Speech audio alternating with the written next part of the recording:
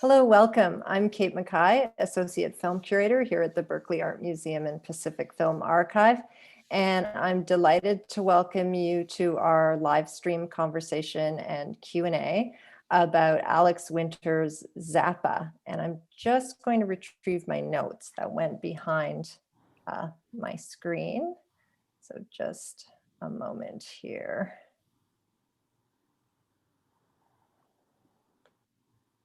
Oh, where did they go?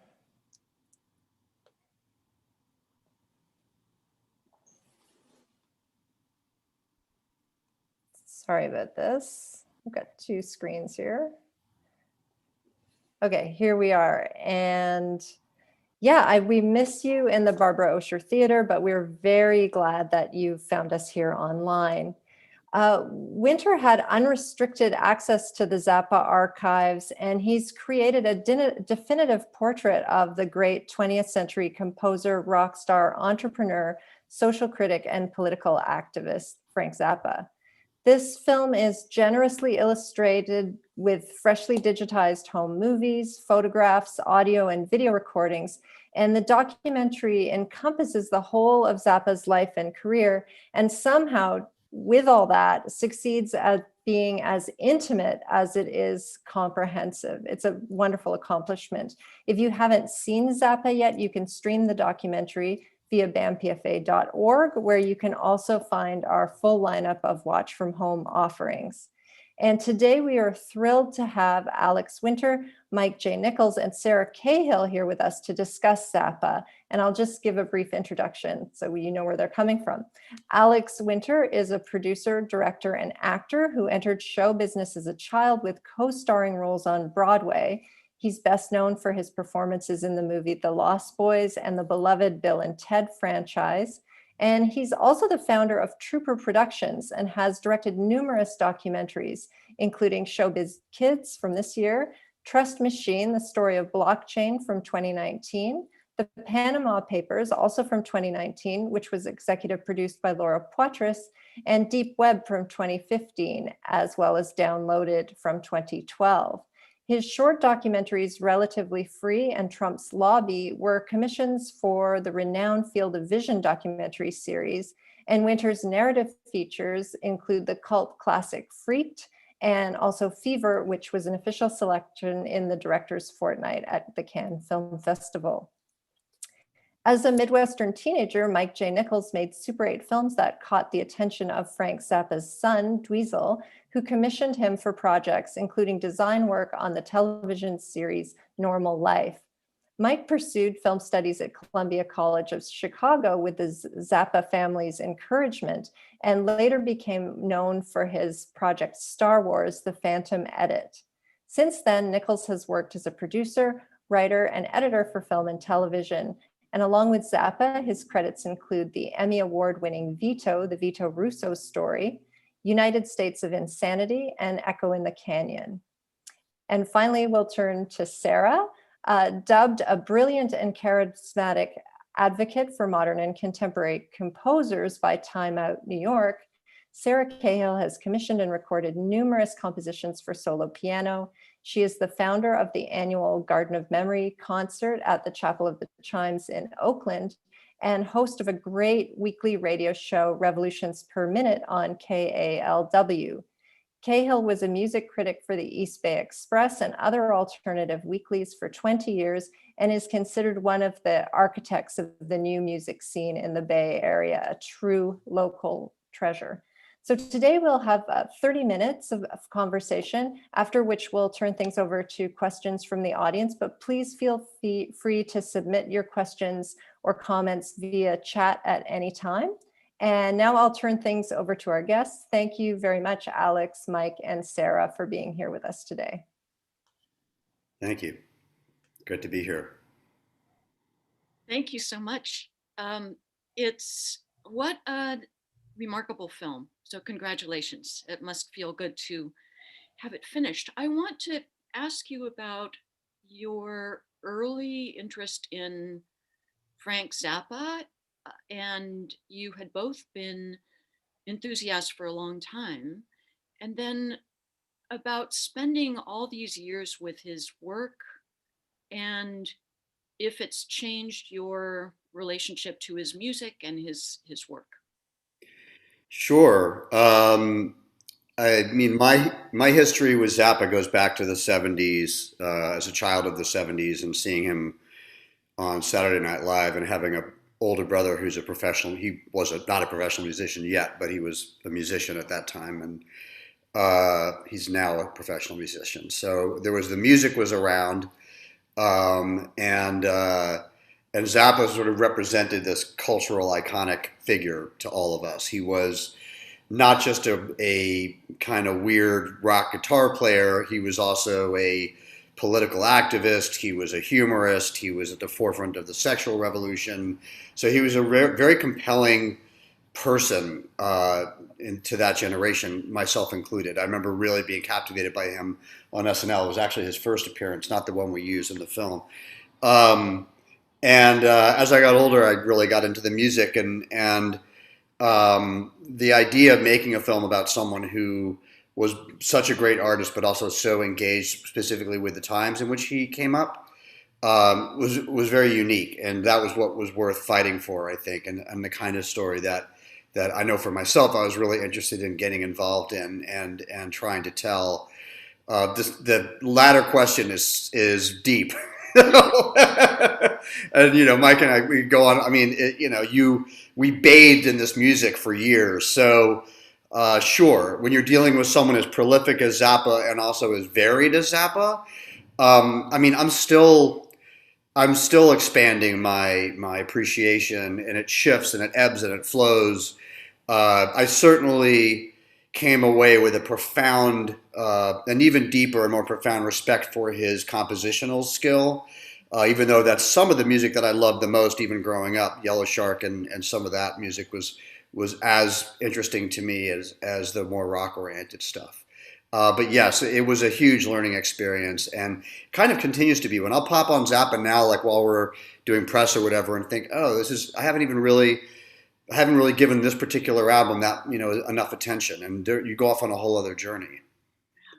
You got access to the vault. So Gail Zappa gave you access to the famous vault when other filmmakers had approached her wanting to get access to it. And what made her um, give you access to the vault? And can you describe the day that you went over to her house and met her for the first time? Sure. Well, the order of events was that Mike, the producer that I work with a lot, Glenn Zipper, and I were looking to try to find a way in to tell the story, which we knew was not going to be easy because no one had been granted access. Now, Gail's reputation preceded her, and she was a titan in the music industry, and a great, brilliant and quite challenging person in her own right. She's since passed from cancer herself. Uh, and Mike came into the loop early, like around that time. Glenn had worked with Mike before. I was a big fan of his music oriented docs.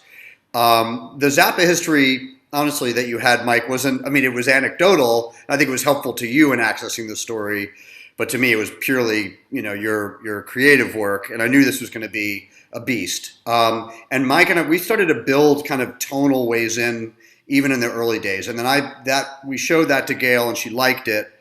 And I had a meeting with her at the Zappa house in Zappa's office, where we did a lot of the interviews where he worked for most of his career.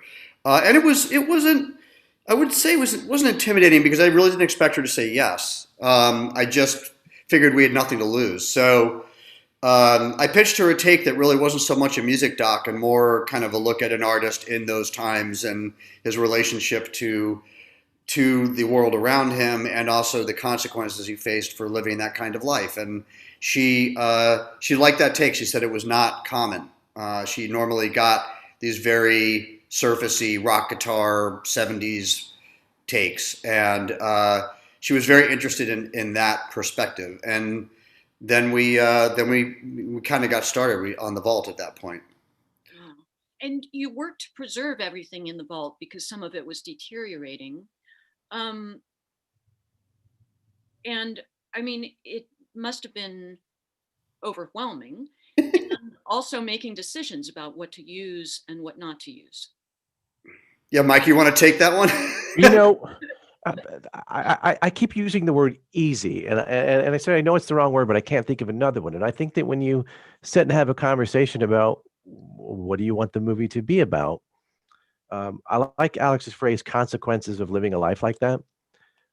Because even if you followed through that, when you start looking at the footage, you know what's entertaining to you to watch, but that's not part of the story, and that's why I use the word easy. It's easy to move that to another pile, and knowing what the ending is and what you're starting with, that those choices can really start peeling off the enormity of what you're finding. You still have to go through it, and you still have to look at it.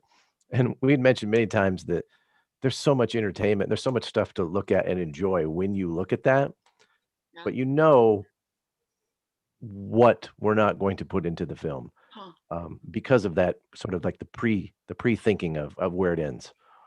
I thought it was so wonderful that early on in the film, you talk about his love of editing from a young age, that he just loved to edit.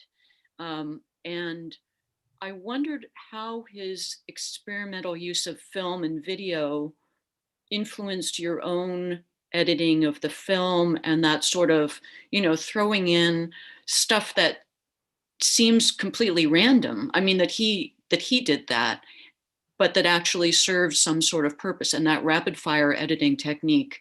So can you tell us about how you edited this film specifically to sort of mirror Zappa's own style? Yeah, it was a little of both, though, and I'll let Mike speak to this specifically. But we were looking for a visual way in. We were looking for the vault to give us some clues as to how to tell the story cinematically. We also knew we did not want to make a standard cradle to grave legacy film that just took you place to place to place, stuffed with gems from the vault. We really wanted the film to feel like Frank's voice, as well as having Frank's literal voice. We had the benefit of finding all this material of Frank speaking, which, I mean, doesn't even often sound perfect, but believe me, it was not perfect. We had a lot of work to do on it. And so we had the benefit of literal Frank, but we wanted sort of the essence of Frank, the cinematic and audio kind of collage aspect of him. So we went to sort of to Frank's school. We watched a lot of his films and listened to a lot of his audio and wrapped our heads around how he worked. And then Mike started building sequences around sort of using that as a jumping off point. And I think that it was really important, like for me from the directing side, for you, Mike, just to have freedom for a while. Thankfully, this project took a while. Just go play, and obviously it wasn't just play because you're a professional and you're making things, but not to have to worry so much about story and being literal and how are we getting from A to B, but just building these sort of sequences that were in that style. Mike, you should talk more about it. Well, I'll go to the first part of that is about the collage aspect. You had mentioned about Frank being an editor, and I believe he is the creator of a term called xenochrony. And in that is where he would take these guitar solos that he would do in a live concert somewhere in his time period. And he would take them and put them in and sort of jam them on top of something else that was different timing signatures and make something new out of it. And he loved the idea of putting those different things together. And I said, using that kind of as a stepping stone, the movie itself becomes xenochrony, maybe expanded, where it's not only just an audio or a guitar solo from something else, it's a piece of something from Frank's creation that maybe he didn't even finish at some point in his life that we're using to collage together. So I think xenochrony, the expanded version of xenochrony, is one stepping off point to begin making stuff. And then finding things in there that, if Alex could request, we need something about when he's in prison. Well, we don't have footage of him in prison, but we could look through his stuff and find something that was representational of that, which is also not elusive from what Zappa would do as well. So that's kind of the stepping off point. I don't know if it was essential to mirror it, but in some cases you can't help it because I mentioned this before that Zappa was so experimental with his footage. It's not like he was in any of it. So the way into showing you him has to always be through footage that he did because he's not in most of his stuff. He was the cameraman, or he was the creator behind it. Right, right. Tell me about framing the film with the Czech Republic footage. And I mean, it's amazing that Václav Havel was such a Zappa fan, and enthusiast. But you start the film with on stage in the Czech Republic, and then I mean, it's very moving because you don't realize at the start of the film that he was about to die. But then you come back to it at the end. So tell me about that decision, how to start and end with that footage. It's such a big story. Even though his life was cut so short, he had so much life. There was so much there, and yet, from a narrative sense, he really did have an arc, as everyone does. It's just human. Especially if you're living a life as engaged as his, and you are interested in the idea of growth.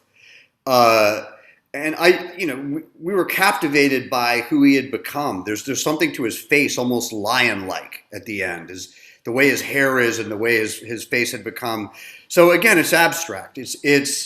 You're showing a man who's obviously able to gather thousands and thousands of people in a massive arena in Europe, in Eastern Europe, and he's obviously a great artist. He's obviously politically engaged, but he's also dying, and there's so much emotion to Zappa in that footage, even though it's cavalier, that we were always drawn to it, and it had a real weight and gravitas to it without playing too much of his hand. And it's obviously a bit of a narrative trick because we circle back to it later and then we go past it. It was something I like doing in narrative sometimes as well. It's a kind of not really an ABA. It sort of goes beyond that into like its own thing. And that's also very Zappa. There's always more life. There's always more life until there isn't. But I think it was the gravitas of that and sort of what it conveyed to us about Zappa that we wanted to use. Can I add something? And that is that when we first started this, when I first started talking to Alex, 2015, that in the making of the pitch, I would just ask people what they knew about Frank Zappa. And it was always surprising to me that it was very, superficial. Oh, didn't he do some goofy songs? Maybe they knew Valley Girl, remnants of, very common things, or they knew that he had a weird mustache, but it was never anything that depth filled. And every now and then I throw out, hey, did you know he was basically like a U.S. ambassador to the Soviet Union and Czechoslovakia during the Cold War? And they just look at you like, shut up. and that seemed to be the thing that when I saw that footage of him in Czechoslovakia, if you were going to show anybody one thing that didn't fit, it always just felt like him standing on stage talking about the rest of their lives. It was like, I'm sorry, what is happening right now? Like, I always love that. And I like the little line that he says that to the guy, which feels throwaway in the beginning, is it's not professional, it's just music. Knowing the journey that you're about to go on, it really means something. Yeah. And it was the US government and James Baker who sort of sabotaged his relationship with the Czech Republic? Yeah, that goes a little further than we were able to get into in the film, because there's not a lot of archival to support it. But it got into blacklisting and keeping him off the radio, and it was a whole Megillah. But I mean, he was so outspoken against those administrations, even beyond the censorship battle, that none of them were a big fan of his. Yeah. But it's wonderful that you show footage from his testifying in Washington, because in his suit, because it shows that he's against the system, but then he can work with it also. I love the maturation of Zappa. I love it. It's not common, and we were intent on not trying to either hang him out to dry or overstuff his life into some kind of neat narrative with easy or trite turns and twists.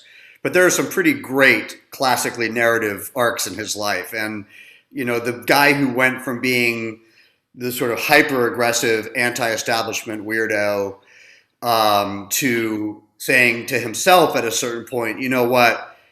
If I really care about these issues, I have to fight them in a way that's effective. And he put on a suit and he went on Crossfire and he went all over the world, really, fighting for things that oftentimes wouldn't even do anything for him in the immediate. They were fighting for other people's causes, and that's just a great story. I mean, it's an interesting evolution. Yeah, yeah. And there was so much of him that you included. I mean, it's kind of amazing in that time frame to have so many different elements of his life, and his work with graphic design and cards and so on. It's amazing.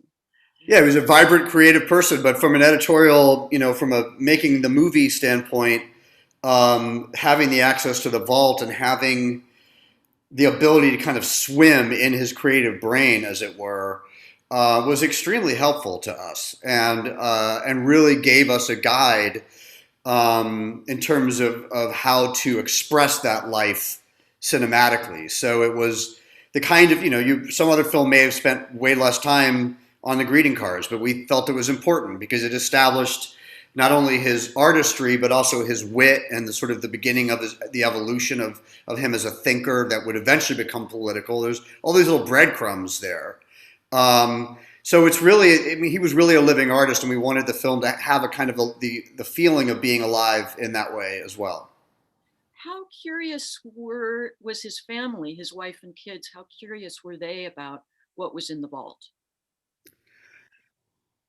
I mean, they've been down there for 20 years, so they knew the sort of the scope of the stuff that matters most to people, the music, the masters, and all the albums had been preserved and they've been remastered and they've been putting out. There's like another 50 posthumous albums that have been released. So I mean, he made an enormous amount of music, but they had no idea. None of us had any idea. Mike and I would see boxes and they would be completely mislabeled. So when we first went into the vault, when Gail gave us access, we smelled vinegar, and right away we knew that there was deterioration going on, which is what would make sense considering Zappa had been working with that material. Some of that went back to the 50s, so if not even further.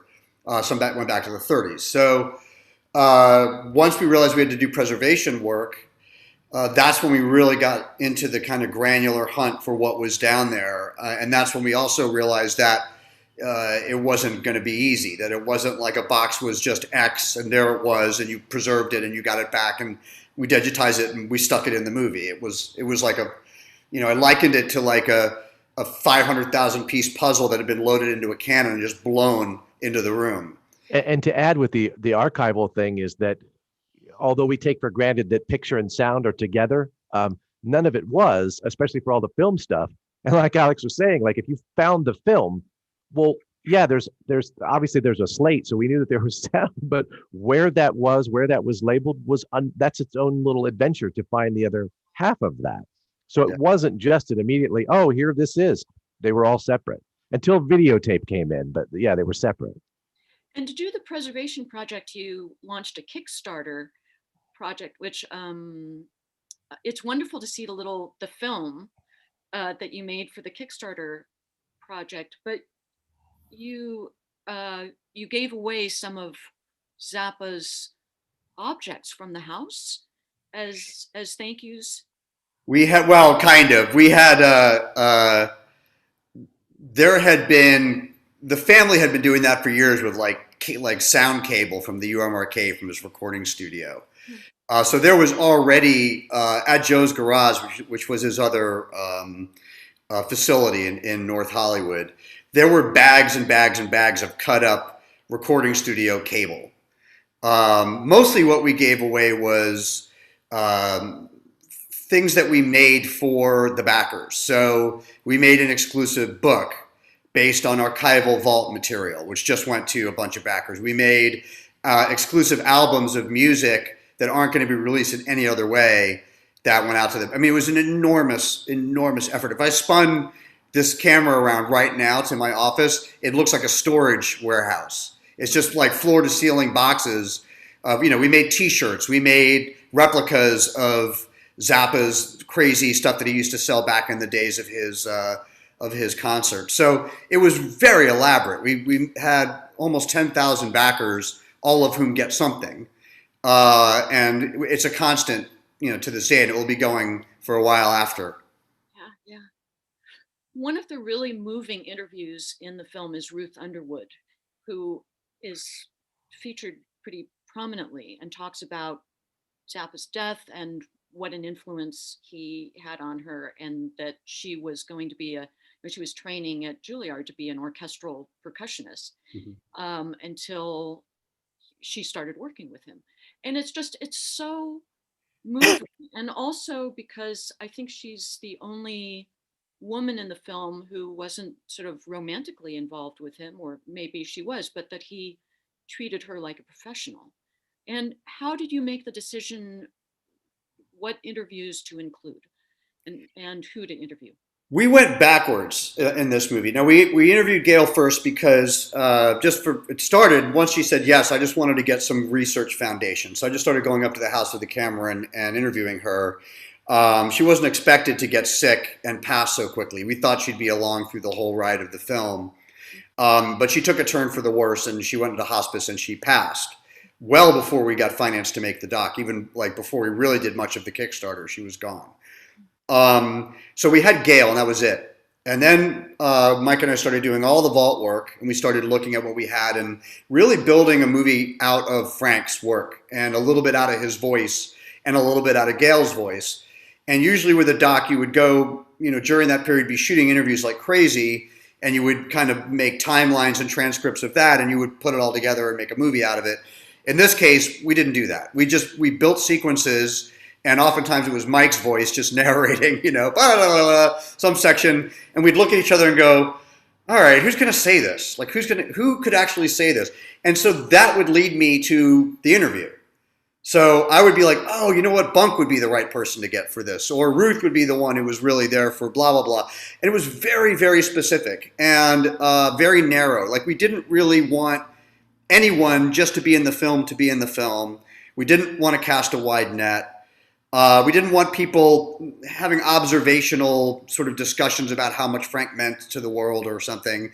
We really thematically wanted people to speak to Frank's interiority in a way we had no archival that would do it, or we wouldn't have done it.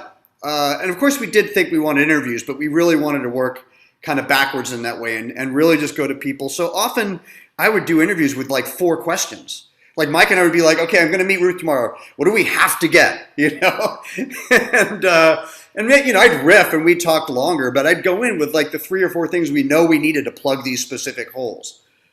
And you're not wrong. Ruth is the gold. She really is the gold. She's emotional gold. And it's so, that interview that you did with her, Alex, is phenomenal. It really is.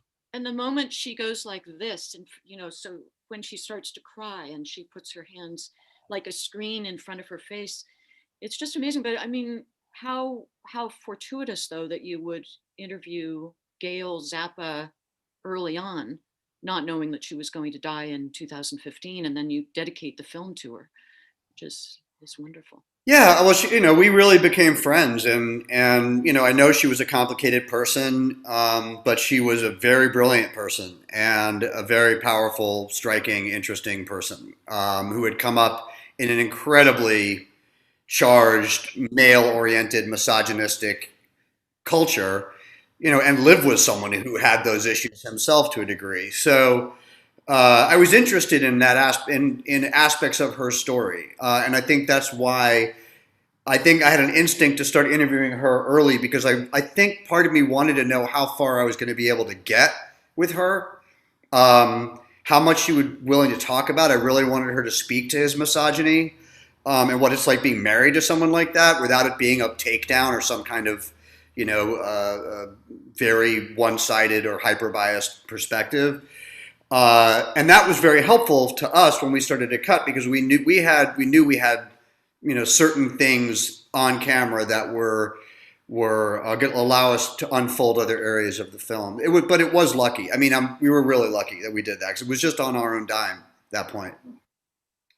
Did you find a lot of scores and manuscripts in the vault? Because she says, Gail Zappa says he was a composer first and foremost, and that's what he thought of himself as. And the wonderful scenes you have with Varese and him buying a Varese album early on because he looked like a mad scientist. And, it's just, It's so great. And the shots of him conducting Ensemble Moderne and feeling like they really understood his music. So, yeah. Yeah, I mean, Mike, at one point you literally went and shot. Can you tell that story really quick about the composition stuff? You mean when I saw them all? Yeah, Yeah, so it was not the actual since at that point the house was sold and we were in the other makeshift, where that material was. yeah, For about 9 hours just going through to scan, and look at what he had, and it was really strange too because it began with compositions that he was writing before he had a music teacher, and then he had a music teacher, and there were grades written on it, and there were messages written from the teacher to him, like, should you really do this at this part? And then they would have little messages back and forth, and one of them was an A and the other one was like a D minus, like, this is completely wrong, no one would do this. But then it was proceeding into the pile of music that he has written that is never it's amazing. Like, I don't even own that much blank paper, have I ever in my lifetime, and it's full scores of yeah. orchestra pieces that could be in ranging from anything. And I mean, his earliest one, which does appear in the film, is his first drum written. Mice was the first thing. That it was a snare drum piece, and he Yeah. learned to do this by going to the library and figuring out how to read music, write music, how to put that stuff down. And Mice was one of the first things that he had done. It's Incredible. not featured in the film, but it's just one of the collagey things that sort of appears in time. And some of that stuff is very ambitious, and it's all in his hand, big, large sheets in his hand, sometimes razor bladed and a mistake covered up by another piece. Wow. But yeah, that whole day, it was a very odd, strange experience to be in that, very personal. Yeah.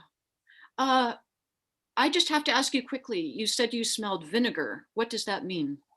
It means that there was deteriorating film, Ah, deteriorating mag sound, hmm, and it's basically the smell you get when that material is on its way out or already out. Some of the stuff we found was gone, but there really wasn't much that was already gone.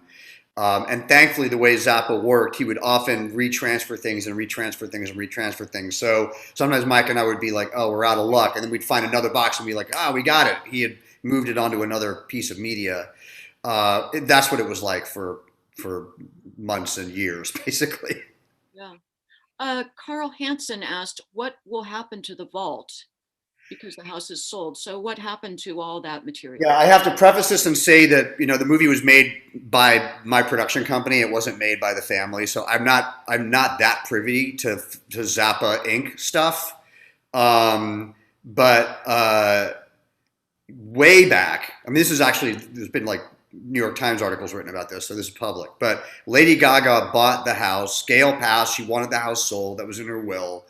They sold the house to Lady Gaga, and Lady Gaga bought it specifically to preserve the recording studio that was in it. So I don't know anything else. I don't even know if the family knows what she's doing with it, other than that's what happened. At that point, the vault was moved to a facility in Hollywood that is like renowned for storing like Springsteen stuff is there. Tom Petty, the Pink Floyd vault is there. It is literally like Fort Knox, and you have to go through like 5 layers of security to go in. And so we worked on the vault. We worked on the vault out of the house mostly. I was there for ages, every day. I was walking up the hill to the house. And then we started working on the vault out of the other one. But mostly by then we had digitized, and we had our own digitized drives of the vault. We didn't have to go back to the well. Yeah, I love your description of it, like the end of Citizen Kane. I just imagine going into that room and thinking, like, now we have to deal with all of it and do I something. mean, it was crazy how big it was. I'd read about it. Obviously, there were YouTube videos of him, some of which we use, that Zappa had shot, but there was nothing like actually physically being in it. It was just vast, and it wasn't just media. It was art. It was compositional scores. It was like giant snakeskin boots and props, and like, I mean, it was kind of the whole. And I say this to people, and it really helped guide me. I know it helped guide Mike as well. The vault was really a living project of Zappa's that was private. Hmm. It was something he worked on this material all the time. It wasn't just stuff that got stuck down there. He would pull an 8mm film off, transfer it to Beta, and cut on the video it and make it something totally different. Then 10 years later, he would put it on to D1 or some other form of video and make something totally different out of that. So it was a living artistic thing. Wow. Crazy. I mean, amazing. But yeah, daunting. And each roll of film too was something that he had already had his hands on. He never just got it from the lab and put it on the shelf. If you unraveled it, there are pieces that he had edited inside of just the rolls of film that came out of a camera that he shot. Even when he was younger, they always contained some form of editing on them. Yeah. Huh. John Sanborn, who is I'm married to, says, could you talk about the final piece played in the film, None of the Above? How did the process of ending the movie with that work happen? Well, we don't end with None of the Above. None of the Above is the piece that Kronos plays, which is Yeah, the middle of the film. The right. movie ends with Watermelon and Easter Hay, which is a epic piece of Frank's that has just this unbelievably resonant and beautiful guitar solo in it that is very famous to Zappa fans.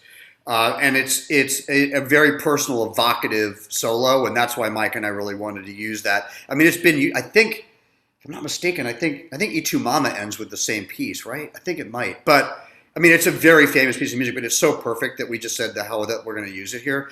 None of the Above was a piece that Zappa wrote for the Kronos Quartet in like 1983, 84. And they played it once, and then they never played it again. It never got recorded. And then Zappa recorded a kind of a different version of it of himself. And I knew this story, and I'm a huge Kronos Quartet fan. But I also really wanted to convey Zappa's music being played by great musicians at least once or twice in the film. That's why we had Ruth play Black Page.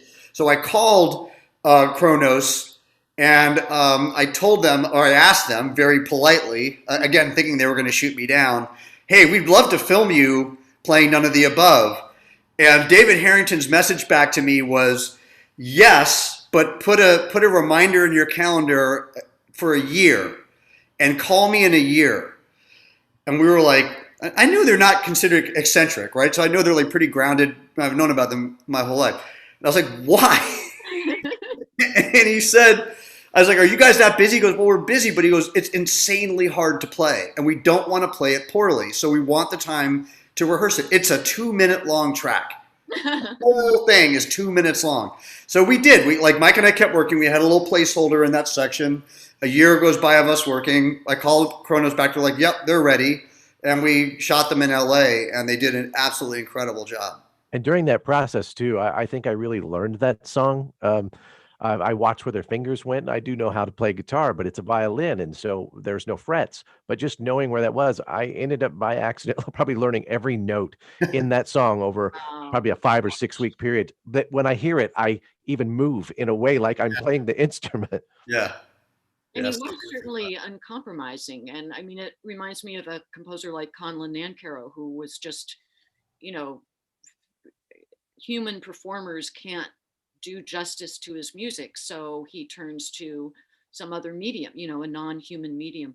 Let's see, question from the audience. Did you ever see Zappa in concert or meet him? And Mike, you knew him fairly well because of your I knew his son. with Dweezil. I met both of his sons. Yeah, and then I had gone like when they had a band, I had went on tour with them in the 90s as a guest. But I had talked to Frank on the phone. I've never met him in real life. And I talked to Gail. Gail I knew on a fairly better level. And my acquaintances were with the kids coming up in Hollywood. You know, I knew all the kids and some better than others. I'd been at a Dweezil show at the Whiskey in like 1990, I think, or 91. And some really tall guy was blocking I'm not that tall, was blocking my view. And that was Frank. And that was sort of my, Wow. my Frank story. But I didn't, you know, it was not, I grew up mostly in the Midwest, and we weren't getting a lot of Zappa shows. So it was, my induction to him was through the vinyl. Yeah, I was in the country of the country, so my Zappa hearing was on Dr. Demento, and it was always the goofiest of I goofy love Dr. songs. Demento. Yeah, best. Another question is, how involved in the filmmaking were Zappa's kids? Not at all. I mean, we this was really an independent film. And when I first met with Gail, the very first thing I asked her was if she would be willing to just let us go and make the film. That I didn't really feel comfortable making the film without final cut. And I was okay if they didn't want to do it. I've done that before in doc pitches, and it's like there are certain stories that are just not going to work if you're beholden to a rights holder. And it's not because they're going to do anything nefarious. It's just that, I mean, sometimes they do, but that hasn't been my experience, thankfully. It's because they're often so close to the material that there's no way for you to be unshackled. And in this case in particular, especially once we got at the vault, there was so much media. I really needed the freedom, and also I needed to be able to make sure that Mike had the freedom to just do his thing and for us to do our thing and not to have to worry about people looking over our shoulders, because we really had to throw some balls pretty far out in order to find the middle ground. And I'm really grateful that and once she granted me that, we were off to the races. We didn't have to worry about anyone else. We had gotten Gail's, blessing, and we were, a protected entity from the top. But I'm really glad we did, because it really gave me the courage, I think, to just let the film go and do its thing and be its own thing, and not try to think, oh God, we got to make sure we make something kind of conventional, or it's got to tick these boxes, or we got to go album to album, or we didn't have to worry about any of that. Yeah, yeah. David Rothenberg asks, were there interviews with other Zappa musicians that you ended up not using in the film? No. Like I said, we went after who we went after. I interviewed one other person just for research really early on, like when I was shooting the Gale stuff. I interviewed a very famous person named Del Casher in the music world. Del invented the wah-wah pedal. He was also a great guitar player in his own right, but he invented the wah-wah pedal, which he gave to Zappa, and Zappa experimented with, and then it got to Hendrix, and the rest is history. But that was really for research purposes, and it wasn't really, as I said before, it was never going to, Del didn't know Zappa very well, right? So it was never going to fill those kind of interiority gaps that we were looking for. We really went to specific people with a very small list of questions. This is how we did it. Yeah, amazing. And tell me again, what will happen to the rest of the material in the vault? Well, the process that we did was we preserved all the media that was endangered. We got all of that on drives for us. Then we continued to digitize all the other media that was not endangered that we felt we needed, got that on drives for us. Then we also went through a whole other process of preserving all of that on LTO archival tape. And again, this is like in the family's domain, and they may have actually gone public with this. I don't know. But they are, they're in talks with, I don't know what organization it is, whether it's the Smithsonian or someone, but all of that stuff is going to end up in an institution where it can be both, perused historically, but also preserved. Great. So that's the long-term goal. Yeah. How is it to work together? Do you always agree on things, you two? I have to say we did. I mean, Mike may have a different perspective, but for me, the process, it was a hard movie to make. The process of making it was actually quite easy, from my perspective. Yeah, I'd say that it is, especially for the conversations and stuff. It didn't even have to be that broad or that full of stuff. Sometimes it would just, I know one of the things I would ask him, and I always thought was funny, I'd be like, hey, tell me the story. Like I just wanted him to tell me the story so I could listen to him tell me the story. Like, just tell me the story. I just want to hear him say it. And that would be, a lot of that's where most of the answers were coming from. It wasn't that difficult. Yeah, I think that I come from narrative filmmaking, and one of the things about making docs that I love is the collaboration, and I'm very aware of what I do, and I'm very aware of what I don't do, and and that's something for me. Like I feel like I'm trying to be the custodian of story to a degree. Mike is obviously doing that as well, but in his own way, from the way he's coming at it, which is from an editorial craft perspective. And I like the difference of those mindsets and disciplines. Like I like that I'm coming at it from a maybe more classical narrative perspective, and he's coming. And Zappa for me was very satisfying from a creative standpoint, because those roles are always delineated that way to a degree, but they can get blobby. In this case, it was actually quite delineated. Like, I really feel like Mike did have the freedom to just work and make cool stuff. And we kind of bird dogged the story as we did that. And especially when you're dealing with someone so sort of contradictory and complicated. I mean, it must help to have two minds going. We had more than two minds. I mean, we did. We had other people that we would lean on. We have researchers that are really smart. I have one researcher named Jane Kennedy who's really brilliant, who works with us on a lot of stuff, who very bright. We have people on my trooper team, sort of our core team, very bright and very plugged in. So there was like a little brain trust that went beyond just the two of us. I mean, it took a village in that way. And then we started showing the film to people at a certain point, I'd say fairly early on, to get sort of outside perspective. Another question from the audience: how did this project change your approach to filmmaking for future projects? What are you thinking of doing next? Well, I mean, it took so damn long that I went and made Showbiz Kids while we were on the back end of this, and which is a doc I made for HBO about children in show business. And it was even though the films could not be more different on a surface level, it was very informative for me in terms of one thing that was coming out of Zappa that I loved was this idea of getting interviews across time, something that Mike and I started to do almost immediately. We go, oh, wait, Frank is starting a story in 1967. He's in the middle of the story in 1985, and he ends the story in 93. And we would cut the story across those time spans, right? And I have taken that into other doc work, this idea of one story across time and the sort of universality of that. And that's very much where the concept of Showbiz Kids came from, where I had my oldest subject was from the turn of the century. She was a silent movie star. My youngest was a Disney kid with 1 million Instagram followers, but it's all really one conversation. So that's one direct way, but there's a million little things. So. Yeah. Well, thank you so much. Yeah, thank you. Thank you. Yeah, it was great. I really appreciate it. Yeah, I would like to thank Sarah so much for being a wonderful moderator, and thank you so much, Mike and Alex, for joining us today. It's really amazing to get the behind the scenes look at this really remarkable work that I think will, Zappa lives on through this film, and I'm hoping that it will, make a whole new generation of people interested in his work, and hopefully we'll be hearing it. Some of those scores actually played, and we'll get to appreciate his music going forward. So yes, Yeah. Thanks very much to all of you for being here today. Thank you. It was really great. Appreciate it. Yeah. And thanks to Dave and Nat behind the scenes for helping out, and Magnolia for helping set this up. And it's really great.